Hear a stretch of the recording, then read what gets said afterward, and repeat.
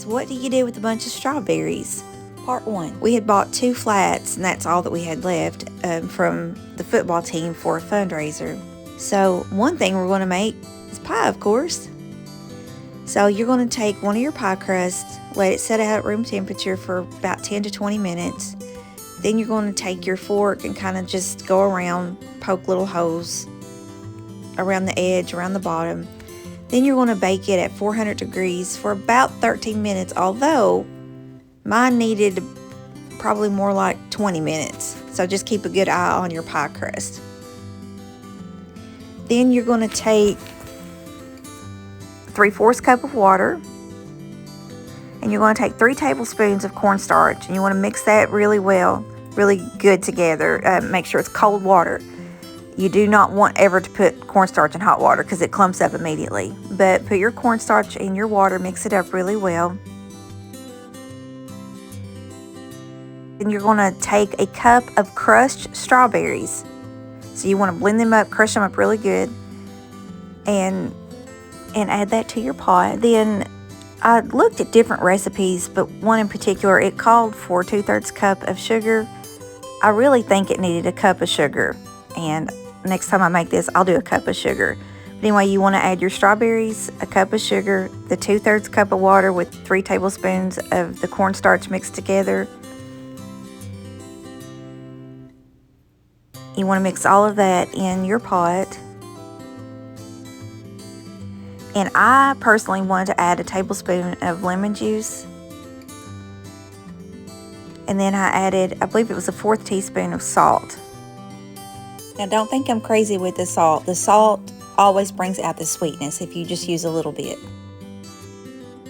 You want to mix all that together, and you want to boil. You want to allow this to come to a boil.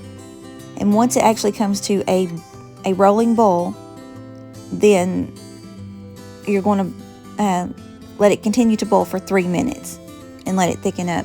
If you don't boil it long enough, it will not thicken up. The glaze will not. If you boil it a little bit too long, then the glaze won't thicken up. So it's kind of a game that you got to play with this.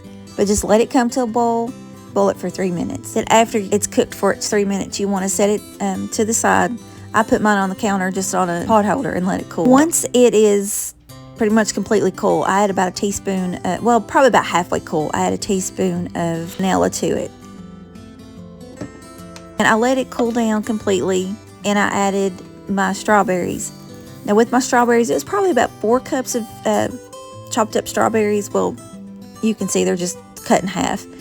But with those strawberries, I did put about a 1/3 cup of sugar and about a 1/4 teaspoon of salt, and just let that set while everything was cooling down. One thing to note is that while it sits, it will develop some liquid, so you might want to drain that liquid off before you pour it into your gel. I did not, but luckily mine was still okay, but you might want to drain yours. An important thing with this pie, you want to make sure that the gel that you just cooked, all of that is cooled completely.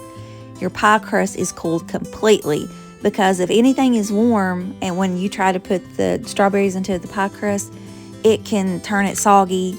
Different things can kind of happen with that. So you want to make sure everything is completely cool before you incorporate the strawberries into the pie crust. Once you put your strawberries into the pie crust, then you're going to put it in your refrigerator and let it sit in your refrigerator at least 1 to 2 hours.